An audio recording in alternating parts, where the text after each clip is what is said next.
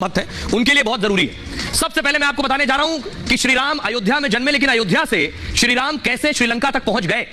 अयोध्या में जन्म हुआ, यहीं से लक्ष्मण जी सीता जी के साथ 14 साल का वनवास शुरू किया। उसके बाद देखिए श्री राम कहां गए।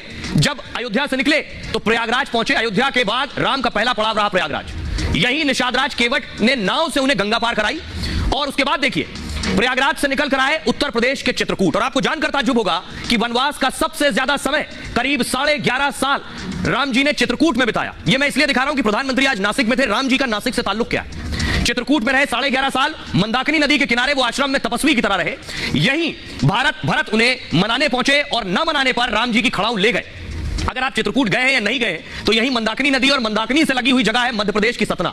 सतना जिले के पास अत्रि ऋषि का आश्रम था। चित्रकूट के बाद राम जी सतना पहुंचे। राम जी ने यहां पर भी कुछ दिन बिताए सतना में। सतना के बाद देखिए मैं आपको बताने की कोशिश कर रहा हूं कैसे वो श्रीलंका तक पहुंचे। मध्य प्रदेश के अमरकंटक पहुंचे। मध्य प्रदेश छत्तीसगढ़ के जंगलों से होते हुए वो आगे बढ़े। रामायण में दंडकारण्य नाम से इसका जिक्र है बाकायदा। और उसके बाद देखिए मध्य प्रदेश से छत्तीसगढ़ के जगदलपुर पहुंचे। छत्तीसगढ़ के जंगलों में राम जी के निशान है। रामपथ गमन नाम से इनका विकास भी हो रहा है उन निशानों का। अब देखिए छत्तीसगढ़ से कहां है? महाराष्ट्र के नासिक के पंचवटी, जहां प्रधानमंत्री नरेंद्र मोदी आज गए थे। अब आप यहां से समझेंगे कि यहां क्यों आए राम जी, यहां क्या हुआ। नासिक में गोदावरी नदी के तट पर पंचवटी में रहे। मान्यता है कि यहीं लक्ष्मण ने सूर्पनखा की नाक काटी जो रावण की बहन है। इसी नासिक में, बहुत कम लोग जानते हैं कि नासिक में ही सूर्पनखा की नाक काटी गई। यहीं से रावण ने माता सीता का अपहरण किया नासिक में। यहीं बने कालाराम मंदिर में मोदी ने आज पूजा की है। उसके बाद देखिए जब यहां से राम जी निकले तो तेलंगाना पहुंचे, जो उस वक्त आंध्रा हुआ करता था संभव है, जहां के भद्राचलम पहुंचे। सीता की तलाश में राम लक्ष्मण दक्षिण भारत की ओर बढ़े। उसके बाद यहीं माता सीता को बचाने की कोशिश में जटायु मारे गए। उसके बाद यहां से आगे चलिए केरल आ जाइए। केरल के पंपा नदी के किनारे वो माता सबरी से मिले। सबरी ने राम लक्ष्मण को अपने झूठे बेर खिलाए। उसके बाद यहां से आइए कर्नाटक। अभी तक हनुमान जी की एंट्री नहीं हुई है। यहीं पहली बार कर्नाटक के हम्पी में पहली बार राम जी हनुमान जी और सुग्रीव से मिले थे। और माता सीता की तलाश में वानर सेना भी साथ आ गई थी। और उसके बाद अब चढ़ाई करनी थी लंका पर। यहां से पहुंचे रामेश्वरम तमिलनाडु। यही है राम सेतु। सीता जी की तलाश में समुद्र के आखिरी छोर पर पहुंच गए। मान्यता है कि यहीं से वानर सेना ने राम सेतु बनाया था, जिसके सहारे राम जी और उनकी सेना रावण के पास पहुंची।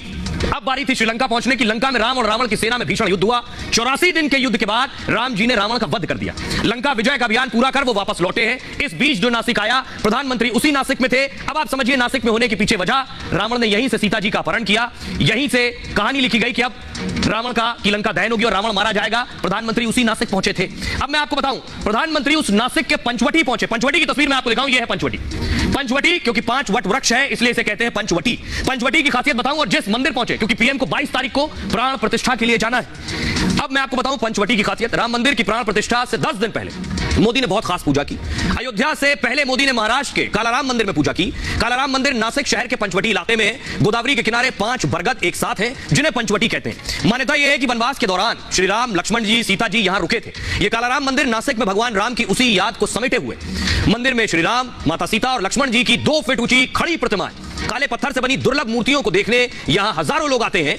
मान्यता यह है कि यहीं पर लक्ष्मण जी ने सूर्पनखा की नाक काटी थी। इसके बाद रावण ने कई राक्षसों को हमले के लिए यहां भेजा था। दावा है कि रावण ने करीब 14,000 राक्षसों का वध किया। तब बौखलाए रावण ने छल से माता सीता का अपहरण किया था। मतलब राम और रावण युद्ध की असली शुरुआत यहीं से हुई।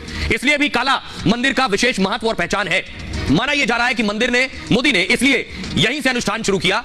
करीब 250 साल पहले बने मंदिर और मूर्तियों की एक और कहानी है। ये वही मूर्तियां हैं जो इस मंदिर में रखी हैं। पहले शायद ही आपने राम जी की काली प्रतिमाएं देखी हों। इस मंदिर में काले रंग की प्रतिमा है। दावा है कि रंगारू ओडेकर नाम के व्यक्ति के सपने में श्री राम आए। सपने में उसने गोदावरी पर भगवान राम की काले रंग की मूर्ति दिखी और उसकी नींद खुली तो नदी के किनारे उसे सच में काले रंग की राम जी की मूर्ति दिखी। उस मूर्ति को वहीं पर रखकर उसने कालाराम मंदिर का निर्माण कराया। इस भव्य मंदिर को बनाने में करीब 12 साल का वक्त लगा और रोज करीब 2000 कारीगर और मजदूर काम करते थे इसमें। आइए अब आपको सुनवाता हूं, सुनिए जरा प्रधानमंत्री नरेंद्र मोदी को वो क्या कह रहे हैं इस मंदिर पर।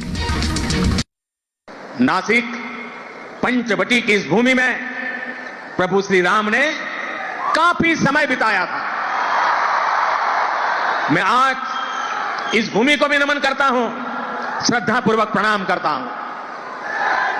मैंने आह्वान किया था कि जनवरी तक हम सभी 22 जनवरी तक हम सभी देश के तीर्थ स्थानों की, मंदिरों की साफ सफाई करें।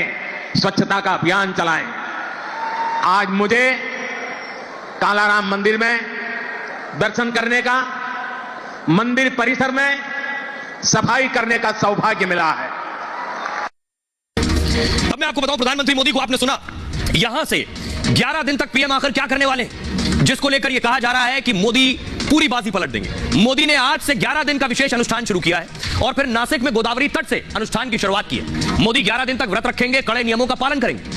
ये आज की तस्वीर है। मान्यता है कि ईश्वर के यज्ञ और आराधना के लिए विशेष नियम होते हैं। पूजा में बैठने वाले यजमान को दरअसल उनका पूरी तरह से पालन करना होता है। देव प्रतिमा की प्राण प्रतिष्ठा से कई दिन पहले ये नियम शुरू हो जाते हैं। मोदी को प्राण प्रतिष्ठा करनी, इसलिए नियम मोदी के लिए, यजमान मोदी है। मान्यता है कि मूर्ति में चेतना के संचार के लिए यजमान की साधना जरूरी है। इसमें व्रत और तपस्वियों जैसी दिनचर्या रखनी होती है। सूर्योदय से पहले उठना और साधना करना होता है। आहार में फल, जूस और पानी शामिल होता है। सत्य, अहिंसा, संयम और ब्रह्मचर्य का पालन करना होता है। मतलब भोजन से नींद और व्यवहार तक में संयम जरूरी है। व्यस्त कार्यक्रम और जिम्मेदारी के बीच भी मोदी इसका पालन करेंगे, क्योंकि अयोध्या में राम मंदिर की प्राण प्रतिष्ठा 22 जनवरी को होनी है और मोदी उन 5 लोगों में है जो गर्भगृह में शामिल होंगे। यह है मोदी के 11 दिन की तपस्या। लेकिन आज प्रधानमंत्री नरेंद्र मोदी कालाराम मंदिर गए, नासिक गए, उसके बाद मुंबई गए, लेकिन इस बीच, इससे पहले प्रधानमंत्री नरेंद्र मोदी ने अपनी माताजी को याद किया। आज मैं आपको बताऊं पीएम मोदी को क्यों माताजी की याद आई। अपनी बहुत करीब रहे हैं पीएम मोदी हमेशा अपनी मां के। जरा सुनिए पीएम मोदी। आज माता जीजाबाई जी की जन्म जयंती है। माता जीजाबाई जिन्होंने छत्रपति शिवाजी महाराज के रूप में एक महामानव को जन्म दिया था। आज हम अपने भारत को जिस अक्षुण्ण रूप में देख रहे हैं, इसमें माता जीजाबाई जी का बहुत बड़ा योगदान है। और साथियों, जब मैं माता जीजाबाई का पुण्य स्मरण कर रहा हूँ तो सहज रूप से मुझे अपनी माँ की याद आना बहुत स्वाभाविक है। मेरी माँ जीवन के अंत तक माला जपते हुए सीताराम का ही नाम बजा करती थी। अब सोचिए जरा, प्रधानमंत्री नरेंद्र मोदी प्राण प्रतिष्ठा की तैयारी कर रहे हैं। मोदी 11 दिन का अनुष्ठान करने वाले हैं, लेकिन विरोधी मना कर चुके हैं, बॉयकॉट कर चुके हैं, नहीं जाएंगे। लेकिन इस वक्त बुरी स्थिति क्या है, विरोधी कह रहे हैं हम जाएंगे नहीं। अगली तस्वीर दिखाऊं कि विरोधियों में कांग्रेस के वो नेता जो मोदी के विरोधी हुआ करते थे। इमरान मसूद को पहचान रहे हैं आप? सोनिया गांधी, खड़गे और अधीर रंजन चौधरी तो नहीं जा रहे हैं राम लला की प्राण प्रतिष्ठा में। इमरान मसूद सहारनपुर के कांग्रेस के नेता रहे, कई पार्टियां बदल ली, फिर कांग्रेस में है। लेकिन ये वही इमरान मसूद हैं जिन्होंने कहा था मोदी की बोटी बोटी कर देंगे। आपको याद होगा चुनाव के दौरान 14 के वक्त। ये इमरान मसूद आज कह रहे हैं कि राम तो हमारे वंशज है। देखिए आखिर क्या हुआ, 14 से लेकर अब तक जो इमरान मसूद मोदी को मारने की बात कर रहे थे, वो इमरान मसूद अब कह रहे हैं राम हमारे वंशज है। कांग्रेस के अंदर प्राण प्रतिष्ठा को लेकर विरोध बढ़ने लगा है। कांग्रेस नेता इमरान मसूद ने खुद को राम का वंशज कहा। मसूद ने कहा श्री राम सभी की आस्था का प्रतीक है। राम किसी एक के नहीं, सभी के हैं, देश के कण-कण में हैं। हजरत अल्लामा इकबाल ने राम को इमाम हिंद कहा था। भगवान को लाने वाला कोई नहीं, भगवान सभी को लाते हैं। इसलिए अयोध्या में राम मंदिर या आस्था पर सवाल क्यों? 2014 में मोदी पर विवादित बयान देकर ये मसूद चर्चा में आए। मसूद ने एक रैली में मोदी को जान से मारने की धमकी दी। मोदी यूपी को गुजरात बनाने की कोशिश ना करे तो यहां मुसलमान उनकी बोटी बोटी काट देगा, ये इनके बयान थे। अब सोचिए, ये मसूद कह रहे हैं कि वो राम के वंशज है और इधर कांग्रेस का टॉप लीडरशिप कह रही है हम प्राण प्रतिष्ठा में नहीं जाएंगे। लोग कह रहे हैं कि मुस्लिम वोट बैंक का डर है, लेकिन इमरान मसूद राम का नाम ले रहे हैं। दूसरी तरफ दिग्विजय सिंह के भाई लक्ष्मण सिंह ने भी विरोध जताया है टॉप लीडरशिप आला कमान का। कहा है राम मंदिर का न्योता ठुकराने वाले आप होते कौन है? प्राण प्रतिष्ठा में ना जाकर कांग्रेस क्या संदेश दे रही है? इससे हमें बड़ा नुकसान हो गया है जो चुनाव में दिख भी जाएगा। आप सोचिए, कांग्रेस के नेता ये समझ नहीं पा रहे हैं कि आखिर ऊपर जो टॉप सीनियर और आला कमान तथा कथित हैं, इनके सलाहकार कौन है, इन्हें कौन सलाह दे रहा है और इनकी सलाह प्राण प्रतिष्ठा में ना जाने की कांग्रेस के लोकल लीडर्स, विधायक, राज्यों के नेता समझ रहे हैं इसका कितना बड़ा नुकसान होगा। सुनिए जरा इमरान मसूद को भी और दिग्विजय सिंह के भाई लक्ष्मण सिंह को भी।